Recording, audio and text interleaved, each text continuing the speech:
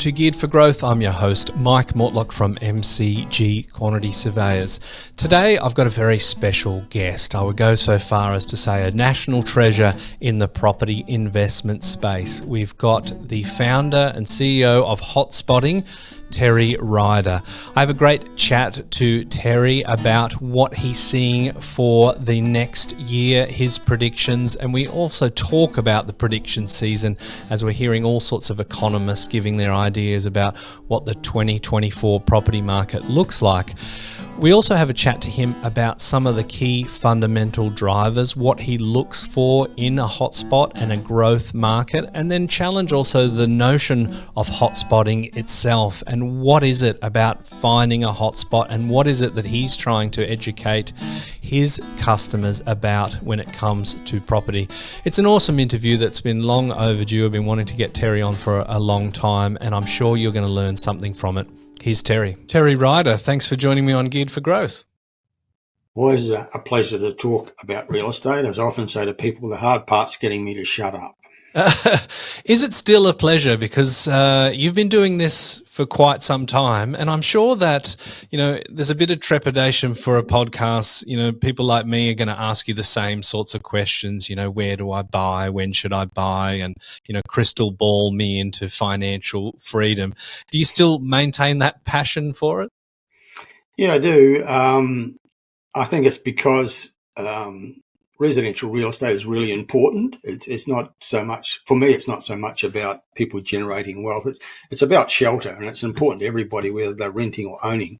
And it's one of the most fundamental needs for human beings, and how that all happens and how prices and rents move the way they do, I find endlessly fascinating. So, yeah, it's I never get bored by it. And, sometimes I get asked by people, how come you haven't retired? Well, retirement just isn't in my game plan. I don't ever intend to retire because I love it, and I'm just going to keep doing it. Maybe I'll throttle back a bit, but I intend to keep researching and writing about and talking about real estate as long as I am able.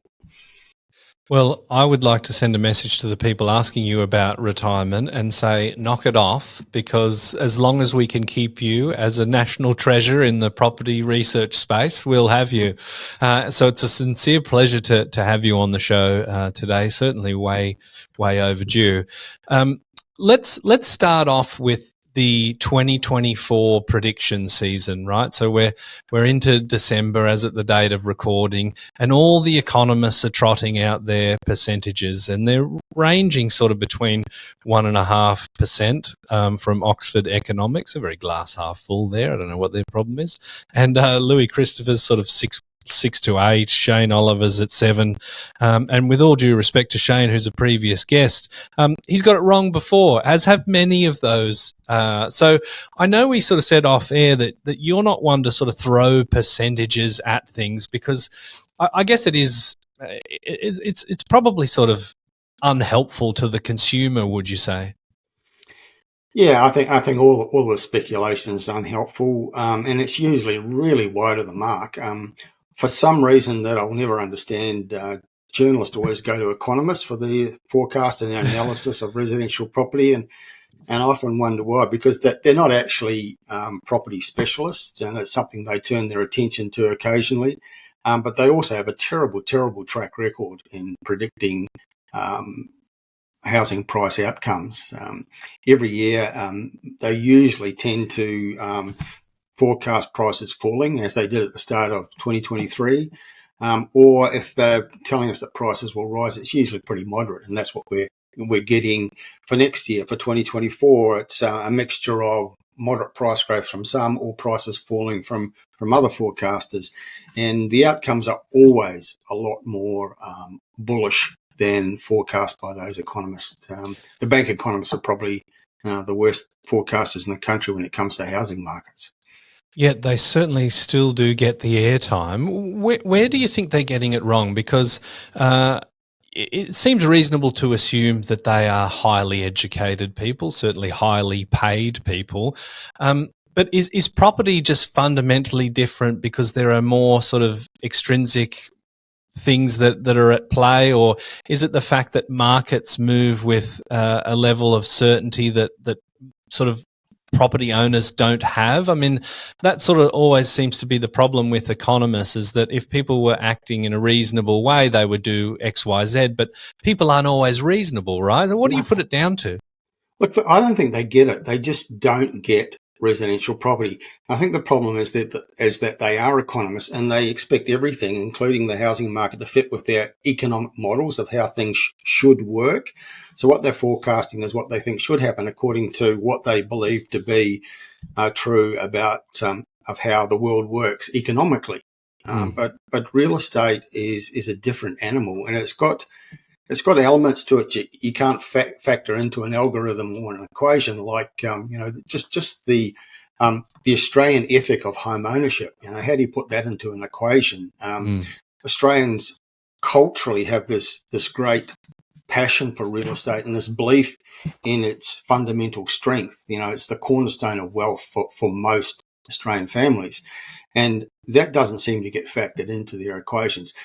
The biggest mistake they make is they seem to think that what's happening with interest rates is not only the biggest factor in determining what will happen with real estate prices, but in some cases the only factor. So at the start of this year, they all forecast prices were going to fall 15 or 20% because interest rates were rising. And that was it. That was the extent of the sophistication of their analysis. And we said, no, we don't think that's going to happen because there are other forces in play which are much more powerful than what's happening with interest rates. And that's what's panned out. But I don't know, that nothing will shake them from their economic theories and the belief that this is the way it should work. It's like, I think Winston Churchill says sometimes they'll stumble over the truth, but they'll pick themselves up and carry on regardless. So some of those people you mentioned have terrible track records and forecasts, but I don't think they'll ever change because they're locked into their belief systems. Well, they've probably spent a lot of time and money developing these economic models, right? So there's a sunk cost issue if they start deviating from them. But given that point that you made about 2023, we saw the prediction of house prices to drop because interest rates were going up or went up. Now, on the face of it, that seems quite reasonable, right? Because people are not necessarily going to have that borrowing capacity that they've had. So that kind of does put a ceiling on prices. But you mentioned a myriad of other factors. I'm presuming things like the transaction volumes, there's intergenerational wealth transfer. There's all sorts of things at play. Why do you think that was a too simplistic way of looking at it? Well, first thing I'd say is they're clearly not students of history. If they think that rising interest rates means falling prices, they haven't studied history. I think of some of the most spectacular residential property booms we've had in Australia, the late 1980s, when are you old enough to have had a mortgage in those times? I certainly was. I was born in 82, so I would have been an early adopter to be a mortgagee in my single digits, but I'm very interested in the history. Yeah, well, I had a mortgage in the late 1980s, and mortgage rates went as high as 17%. They were double digits and rising and rising. But the property boom raged on until it finally came to a close. And towards the end of the 80s, at the start of this century, we had interest rates higher than they are now and rising, but we had a property boom. And again, this year in 2023, with interest rates rising, property prices rose in most locations, including by 10% or more in some of our major capital cities. So you would think that they would see a lesson there, that maybe the theory of rising interest rates equaling falling prices is incorrect. And when you think about it, I know it seems logical that rising interest rates would cause prices to fall, but they're not thinking it through. Interest rates are rising because we have a raging economy, and the Reserve Bank is trying to dampen things down. The economy has continued to be very strong and resilient. Unemployment continues to be really low. People are still getting out there and spending. And so we have a pretty strong set of circumstances. And it's in those circumstances that people are more likely to be out there buying real estate, notwithstanding the fact that interest rates are rising. But they are rising because things are so strong out there economically. It does sort of seem like there's a couple of different narratives at play in the media, and sort of the the broad subject for this is, 2024 predictions and ignoring the media noise, right? But that's a very easy thing to say. It's a difficult thing to achieve when they are so enthusiastic with their commentary from banking economists and the like. But it does sort of seem like there are genuine stories about people suffering cost of living pressures. And then we've got, a third of people that are living in a home with no mortgage. And, I've even seen some little commentaries. Are baby boomers causing inflation because they've paid off their house and they're spending all this money? Can we get them to slow down? What do you make about the sort of the dual notions that there's quite a lot of money being thrown around, but then there's also people that are really struggling on the breadline? Yeah, I mean, there's truth in all of that, but I mean, the first thing to understand is that the objective of media and people who write in it or commentate in is not to help us, and it's certainly not to inform us. It's to alarm us. I think they want us to click on stuff, and that's what it's all about. So, I think that the vast majority of what's written and said about the housing market in mainstream media is misinformation, and it's really bad. It's a real problem for consumers trying to make sense of what's really going on and what they should do, given all this misinformation that's constantly assaulting them through mainstream media. And we do say to people, tune out that white noise in the background, but it is hard to do because it's so pervasive. You can't really avoid it, even if you try really hard to. So what it's important for people to do is actually have good sources of real information and then do proper research so they can be abreast with what's really going on, as opposed to what mainstream media is telling them is going on. There's all sorts of reasons why real estate demand in the past 12 months has been stronger than expected, and prices have done much better than expected by the economists, I would add. We expected them to do quite well. We do have that large cohort that doesn't have a mortgage, they're mortgage free. We have people downsizing, which is becoming increasingly a powerful force.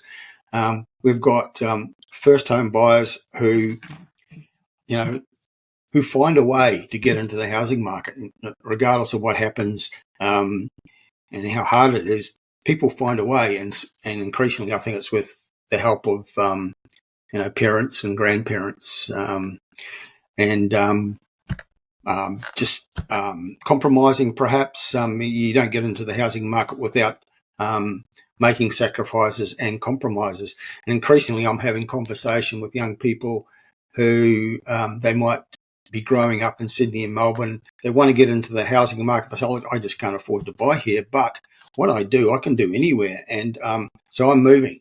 I'm moving somewhere I can afford to buy a housing market because I don't actually have to be in Sydney to do what I do. So that's been an impact as well. So there's all these different forces. We've got people coming in from overseas as migrants in record numbers. People moving about the country for various reasons. The trend we call the exodus to affordable lifestyle. All these things have an impact, and it's really quite hard to isolate these different forces in a particular market and determine what's actually driving this. It's really quite a challenge. Well, it's a full-time job, I assume. And, with respect to the media misleading us, we can go straight to the source with yourself at the moment. And the question around kind of the mobility of the workforce, which is really kind of a benefit that we saw with COVID, right? I remember hearing one of the big four banks saying they had a 10-year working from home plan, but they executed it in about 13 days. The world is different for that. And someone actually suggested that I ask you about how the process of selecting hotspots has changed with respect to the mobility of the workforce. We obviously heard a lot about the sea change and tree change workforce, and then there's some argument that people are now sick of the country and they're moving back. How has that created a challenge for you in forecasting?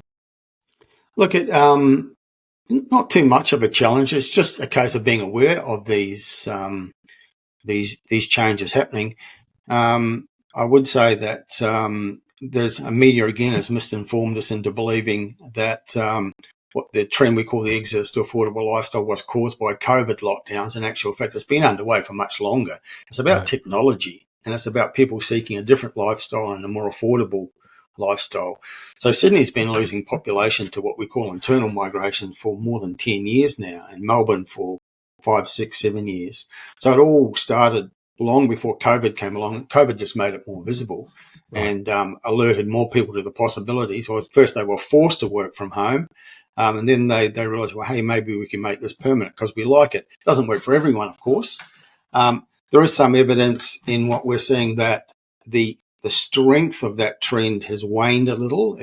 Media likes to declare things to be over because they're like a dramatic headline. It's not over. It's still a trend. It will continue, but it's perhaps not as powerful right now as it was in the past couple of years. So it's just a case of being aware of those things because the underlying fundamentals don't change. What we're looking for is locations that have a strong and diverse economy. Economic diversity is really important. We don't like to recommend one-horse towns in terms of their economy because that makes them vulnerable. We're looking for infrastructure spending as a big generator of activity in real estate and therefore growth. We're looking for places that are growing their population and creating jobs, just fundamental things. And so some of these demographic changes have to be factored in, but they're not actually game changing factors. That we're aware of them, and we see those trends.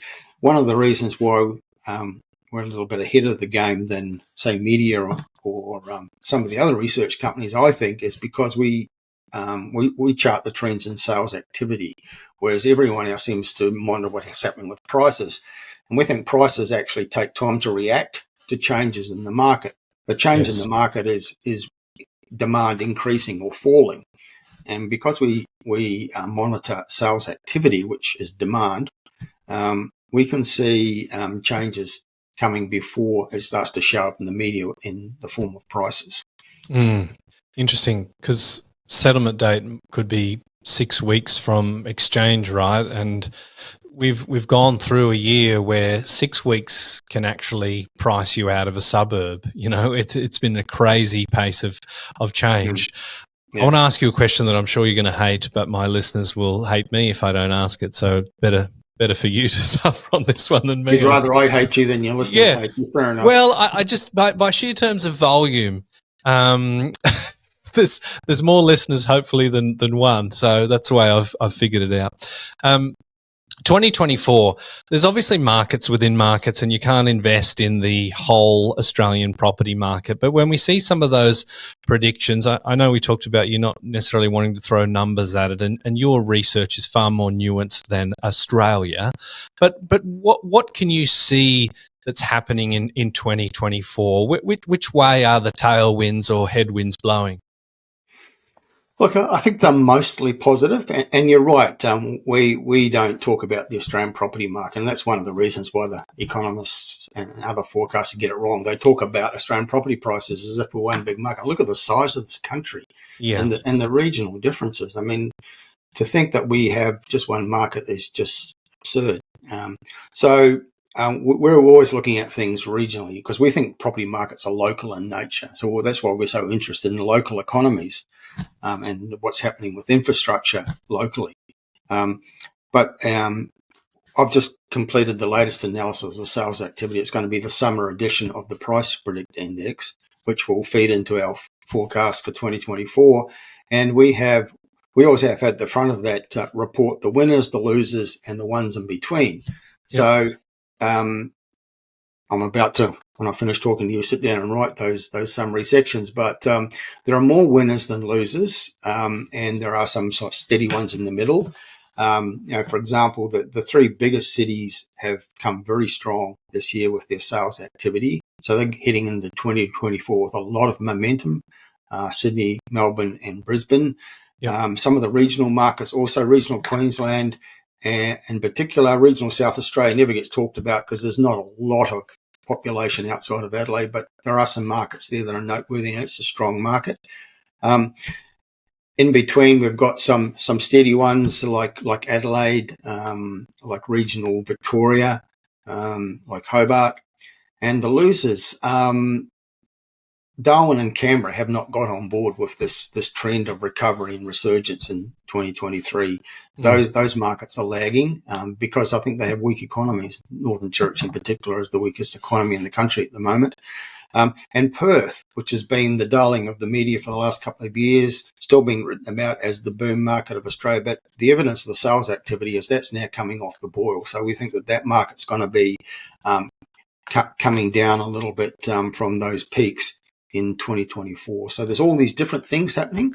And even within cities, of course, there are different markets. And one of the trends that's emerged really strongly in the past 12 months, and we expect to continue for the foreseeable future, is that more and more people are opting for apartments for lifestyle reasons and for affordability reasons. So we've seen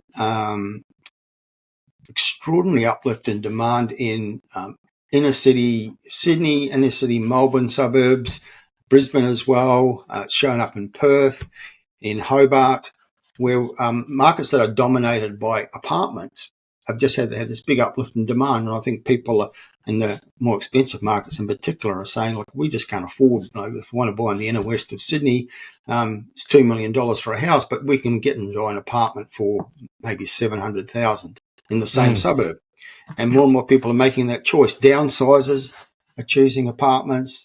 First home buyers, they like that lifestyle, low maintenance lifestyle anyway. So that's a big trend that's emerging. And I think it's challenging that dominant paradigm. And I know you referred to it in a recent presentation. And you're right, historically, houses on land have shown much better capital growth than apartments. But I think that may change to a certain extent because more and more people are demanding apartments. Yeah, look, I think I did say that might be the case forever, or likely be the case forever. But now that I sort of think about it, I mean, there's only so much land, and people will always be drawn to the the hub of the city. We know that we all have too much stuff. There's been a lot of money made in the self-storage industry, and COVID gave us all a chance to kind of reset and rethink about our priorities. And some people it's minimizing and downsizing, others it's properties and those sorts of things. So that is a very interesting trend. I wanted to pick up on something that you said, which I hoped that you'd reference as a lovely little segue for me, because at the presentation we were talking about, which was the Pippa Melbourne breakfast, I shared some data about Perth being the darling, and I mean, the data is WA, but 75% of West Australians live in Perth, so I sort of throw it around interchangeably. There is a little bit of nuance, but Perth is still winning the race. It's the highest monthly growth, the highest quarterly growth, and I think the highest yearly growth. And in our data, we, of course, showed that the prevalence of investors buying in WA has absolutely soared. And there's a few sort of worries that I have in saying anything about negative about Perth, because so many people have jumped into that market. They're like, "What do you mean Perth's not going to go up?" But interesting to see that you're seeing the leading indicator, which is not the core logic monthly figures. They are still really, really strong, but the leading indicator of the sales activity points to perhaps a January, February, or a March seeing a drop in that Perth figure or that WA figure? Yeah, and that's why we monitor sales activity, because we see it as a really good forward indicator, but there's a time lag, and that's why it's valuable to know about it. If you know that sales activity is rising in an area and prices haven't risen yet, because there is that time lag, you can buy strategically before prices do rise. But equally, it works in reverse. So it's useful for people to be aware that there's been quite a marked fall off. These are the September quarter figures, whereas Perth has just been rising with sales activity, and prices have followed eventually for the last 2 to 3 years. But in that September quarter, it was quite a marked turnaround. Whilst Sydney, Brisbane, and Melbourne had a marked turnaround in a positive way, in Perth it was negative coming off the board, as it inevitably must. After Yes. Generally these up cycles, they don't extend much beyond 3 years. And yeah, so we're suggesting to people that perhaps maybe there are better options than Perth, not just because we see signs that it's coming off the boil anyway, but it has been so competitive. It's been really hard for people to buy sensibly with due diligence there. And, every buyer's agent in the country is piling into Perth, and properties have been selling really quickly. It's been quite dangerous for people because anyone who wants to be careful and do proper due diligence, they lose the property. Somebody buys it out from under their nose. So we're saying, look, that there are easier places to go. I mean, you don't have to be in Perth. It's not the only place that's got growth prospects in the country. And we always take a long-term view anyway. Perhaps, unfortunately, people are herd animals. That's what drives a lot of the decision making for people who are property investors. So they want to pile into Perth because they hear there's a boom on. If the smart people would have bought there, say 3 years ago before the boom started, having read the signals. So as I was saying to people, there are other places that have credentials for good growth long term. Maybe you should be considering those. It does make me always sort of think that once you've heard about it, you're probably a little bit too late. But people want to see green shoots, right? They want to go, the market's rising, so I might have missed a couple of percent, but I'll get in and I've got the safety that I know it's an appreciating market. But, how many percent are you losing? I mean, there's certainly a worry that you're buying well and truly the top if you're in Perth now, right? It depends on which green shoots you're looking for. If the green shoots you're looking for is a report in the newspaper that prices are rising somewhere, that's the wrong green shoot. You want to be looking for the green shoots that appear before prices rise. And there are clues out there. It's in all sorts of other data. And it's one of the reasons why we chart every day. We're researching, scouring online sources, looking for information about major new infrastructure, because that's a real generator. We sort of tipped the Sunshine Coast before it went crazy for 3 years with price rises. It was all on the back of, there was so much significant infrastructure and planning and underway there that it had to have a property boom, and it did. So those are the sorts of green shoots really to look for. Don't wait to be told that prices are rising, because the smart people have bought before prices rise in those places. Now, your business, hotspotting, the clue is in the name. Your job is to find the hotspots or the growth locations, ideally before they have been reported in the media, as we talked about. What typically qualifies an area to get the Terry Ryder tick of hotspotting approval? The Geared for Growth Property Investing podcast is presented by our business, MCG Quantity Surveyors. If you're an investor or a property professional looking to get the best tax depreciation deductions for yourself or your clients, please get in touch with us at mcgqs.com.au. It's our mission to help as many property investors as we can to maximise their claims and maximise their property education as well. Yeah, I sometimes think that hotspotting was probably not the best name for the business, because in some people's minds, at least, hotspot kind of implies short, sharp, sugar hit type locations. And we're not looking for that. Our definition of a hotspot is a location that will outperform the market long term, right? Because of the intrinsic nature of the economy. We're actually more interested in the economy of a place than the property market. Now, our location reports, I spend more time talking about the economy and the infrastructure spend and the future prospects based on what's happening development-wise in an area than actually the property market, because we think that's really fundamental. So we're looking for, as I said a little bit earlier, places with strong, growing and diverse economies. That's really important because those sorts of places are going to be performers long-term. Good transport links, good basic infrastructure, but in particular spending on new infrastructure. So we're excited about places like, say, Toowoomba in Queensland, where there's some really big and influential infrastructure coming to that regional city. It's already had some uplift, but the big uplift is still to come. And the Inland Rail Link, LOBS, there, because it's under construction now in northern New South Wales, heading towards Queensland. When the $1.5 billion hospital starts to be built, and other big things that are happening there. When Boeing, who make really big aircraft and have never manufactured outside of the United States before, when they start setting up their big plant in Toowoomba because it's got the new airport and the new rail link, then we're going to see Toowoomba go to another level. So, the smart people will be aware of all that and will be buying there now before prices really take off. I was actually just looking to transact in Toowoomba, so we might delay the release of.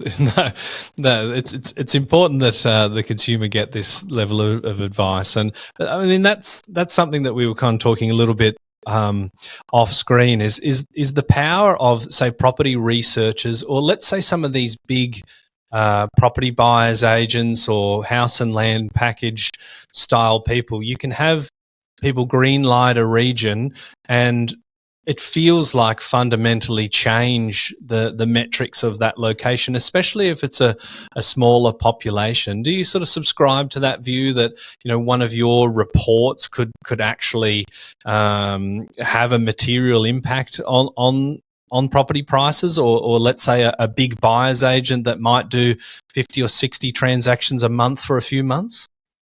Sadly, no, or happily, no. Depends on how you look at it. Like, it would be nice to think we were that influential, but really we're not, and neither is anybody else. There's no one entity out there that can create a hotspot just by recommending a location, because there's just so many voices out there, and there's no one voice that's so dominant, so influential that it can create a hotspot just by recommending a future hotspot. We have some influence, but it's not as massive as we would perhaps like it to be. But maybe that's a good thing, because if it was the case, what you're suggesting, then we would have all this artificial creation of hotspots. That doesn't happen. I think it's the collective voice, the building of more and more people suggesting a place is worthy of people's attention. But usually by the time that collective voice becomes so powerful that most people become aware of it, it's probably too late to get in at the right time. Mm. Which is okay, because, that old adage in real estate about it's not timing the market, it's time in the market that matters. I think that's so true. And I get a lot of questions about people about, wanting to get in exactly the right time. And my advice to them usually is, look, if you're ready to go, you've done your research, you've decided this is the location for you, move now. Don't try and get the absolute perfect time to buy, because no one rings a bell to tell you about that. It's very hard to do. And 5 years from now, it's not going to matter if you've chosen the right location. That's a funny thing, isn't it? When you zoom out, these big movements that you felt at the time tend to be tiny little blips. And it's interesting that you sort of perhaps the name of your business in hotspotting can be a bit problematic for you, because I've sort of spoken on this show before, is that the metaphor is that you can eat your dessert, but you got to have your veggies first, like mum and dad always taught me. And I always felt like the veggies were the plan. So what do you want to happen financially? What do you want your retirement to look like? What sort of income do you want to see from your portfolio when you sell it down or whatever? But then the dessert is, okay, well, now I get to buy something, and it's the hot spotting.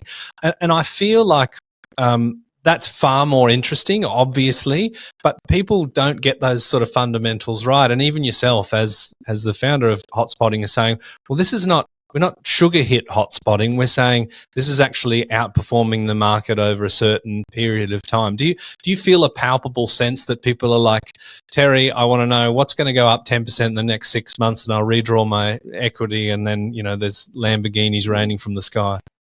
Yeah, there's too much of that, unfortunately. I mean, you're absolutely right. And the way you describe it, the main course and then the dessert, is a nice metaphor for it. We've got something we call the Ryder investment system. It's an 8-step process to carry people from starting out to getting to the point where they bought a property. And step 7 of 8 steps is looking for something to buy. And steps 1 through to 6, all those preliminary things that you need to do, like understand what your objective is and then develop a strategy for achieving that objective, finding out about your borrowing capacity, understanding your risk profile, getting good advice from all sorts of different professionals like accountants, maybe real estate lawyers, quantity surveyors, mortgage brokers, all those preliminary things that are the boring bits, but they're so important to have them in place before you go out there and start looking for things to buy. Because if you rush out there and get excited about buying real estate, you'll probably end up buying the wrong thing in the wrong place and maybe at the wrong price and get a bad result. And if you get the first one wrong, it's really hard to get the second one and the third one. But if you get the first one right, having put in the legwork to do all those preliminary steps, then that first one can be your leverage to get the second one and the third, and actually build a portfolio over time. Patiently, and patience is something that not a lot of people who get excited about real estate have as a quality, unfortunately. Yeah, that's a real interesting point. I think that the patience and the planning is absolutely key, and the property is something that needs to come after that set of steps. So it's interesting hearing that from you, because obviously the hot spotting is what you do, but understand that there's more to it than just going and buying any particular location. And we say to people, build your team before you build your portfolio. They really need to talk to someone like you. They really need to talk to their accountant, their mortgage broker. You know, if you buy in the wrong entity, for example, by being in too much of a hurry, they can have really serious financial consequences for you. So you need to have that conversation before you sign a contract. There's so many things you need to get in place first. One of our panel of partners members, his business, he refers to a brick by brick process. You've got to put all the bricks in place to have a really solid foundation. Yeah. And it's another nice metaphor for it. That's good. I'll steal that one. And I think you're right. Getting the first one wrong became I suppose a bit of a mission of the podcast is in our own little modest way, is moving that needle that 72% of people only ever own one property. And I think it has to be the case that part of that majority not building a portfolio is because they do get that first one wrong. So absolutely. And they're not willing to invest in information and advice. You know, people are willing to get a loan and spend the big money on the piece of real estate, but are reluctant to spend relatively small sums on those preliminary steps. And the people who are successful understand that real estate investing is a business, and with any business, you've got to be willing to spend money to make money. And now we've just reviewed our year with the team online, because like a lot of modern businesses, we've got people all over the place working remotely, some outside of Australia, various parts of Australia. And we've had quite a momentous year with a lot of expansion. And it took a leap of faith to be willing to trust our business and our model and our process, and put money to take on extra expense in the belief that the income would rise to match that and exceed it. But having that willingness to invest in ourselves, invest in the business, invest in people is so important if you want to be successful. And that's what I think is a hallmark of successful investors. They are willing to invest in advice and information in themselves.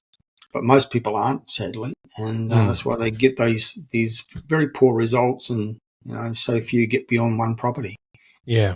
Well, let's hope that we can change that one investor at a time.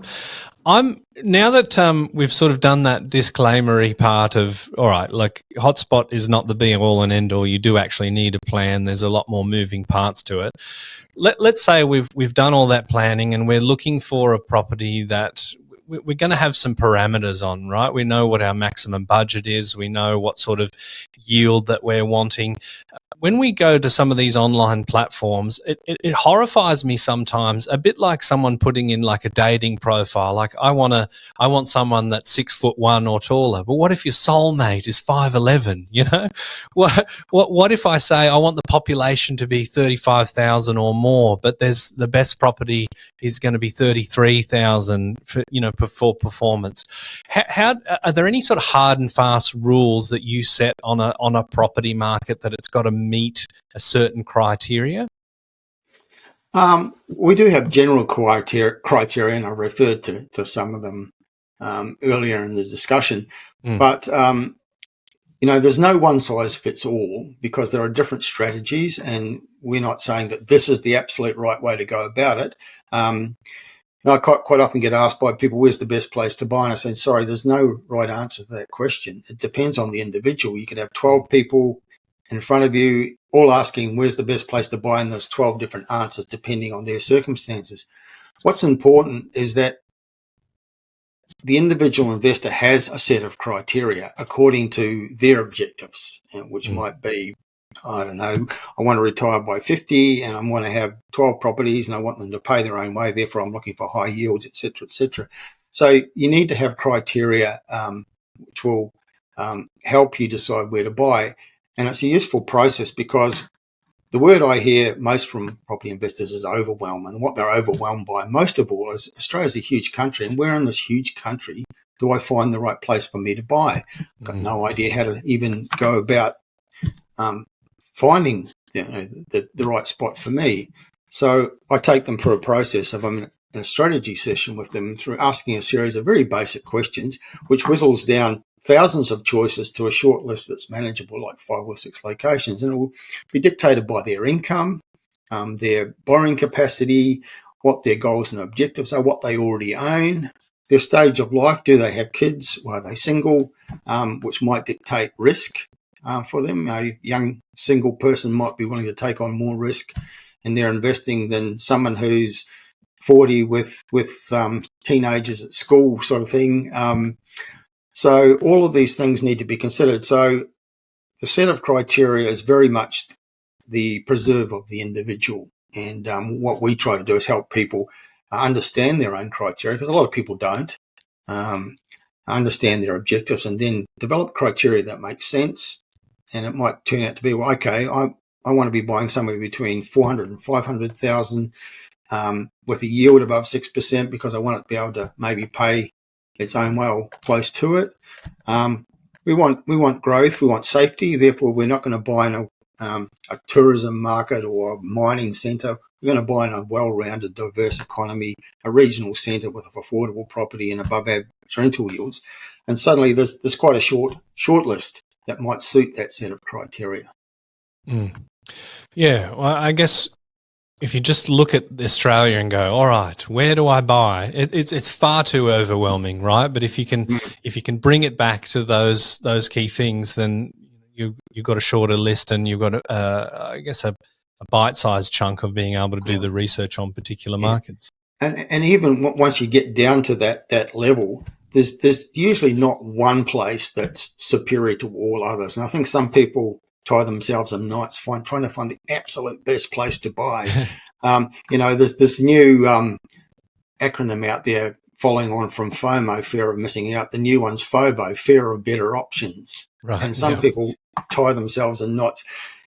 I've got to find the absolute best place. And I say to people, look, there is no absolute best place. You might, based on your criteria and your research, come up with 10 or 12 places that are good to buy. You don't need to determine which is the absolute best. They're all good. They've all got good future prospects. Choose one and go for it, in the knowledge that it's not the last time you will buy. Get that one underway, then start considering the other locations for your next one. Now, I'm sure that there's an aspect of secret herbs and spices to the Terry Ryder system, but are there fundamental things that you're happy to share that you can see in a market that you know correlates with growth? We've obviously talked about not wanting to invest in sort of one industry towns.